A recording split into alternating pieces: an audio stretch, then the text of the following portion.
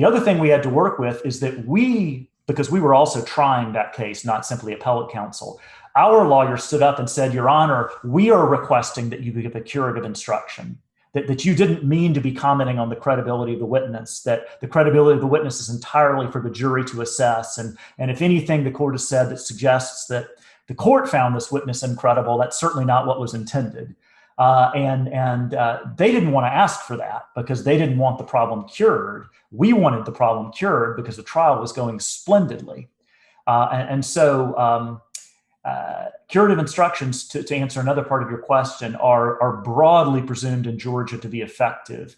And when we argued the Williams case, when I argued that, one of the things I pointed out is if you don't require a contemporaneous objection, there is no opportunity to cure.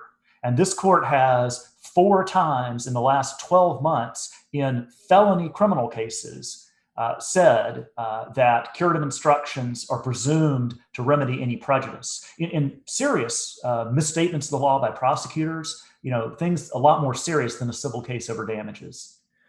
That's interesting. Jeff, I don't know the rule on that. Is there a similar presumption in California? I've never come across it, but I've never actually litigated the issue of curative instructions or admonitions before.